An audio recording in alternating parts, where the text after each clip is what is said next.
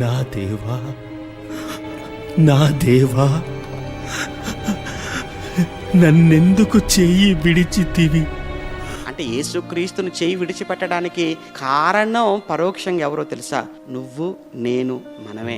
మనల్ని పట్టుకోవటానికి యేసుక్రీస్తు చేయిని అక్కడ ఆ రోజు విడిచిపెట్టాడు. అందుకే అపోస్తుల కార్యములు 20:28 దేవుడు తన స్వరక్తం ఇచ్చి సంపాదించుకున్న, ఎవరిచ్చారు? 20 దేవుడు తన స్వరక్తం ఇచ్చి, ఎవరు? యేసుక్రీస్తు. రక్తం ఇచ్చింది ఎవరు? యేసుక్రీస్తు. అంటే ఆయన తన స్వరక్తాన్ని ఇచ్చి మనల్ని కొన్నాడు. అందుకే కదా పౌలు గారు అంటారు కదా, మీరు విలువ పెట్టి కొనబడిన వారు.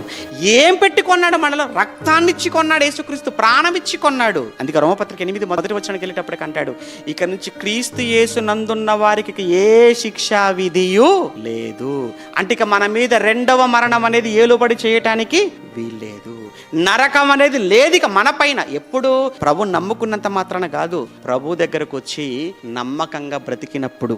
అదేనండి యేసు పలికిన 4వ మాట. ఏంటా మాట? నా దేవా, నా దేవా, నా చెయ్యి నువ్వు ఎందుకు విడిచావు?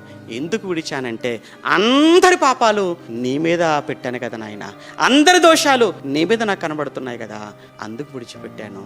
అందరి పాపాలు నీ మీద మోపి నిన్ను విడిచిపెట్టి వీళ్ళందరినీ నీ ద్వారా నాతో నేను ఏం చేసుకున్నాను?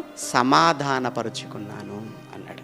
అంటే యేసుక్రీస్తుల వారికి తండ్రి ఈ భూమి మీద ఆయనకు అప్పగించిన కార్యక్రమం, జగత్తుకు ముందు దేవుడు ఎందుకు నియమించుకున్నాడో ఆ కార్యక్రమంలో భాగమే యేసుక్రీస్తుల వారి చేయి తండ్రి విడిచిపెట్టడం.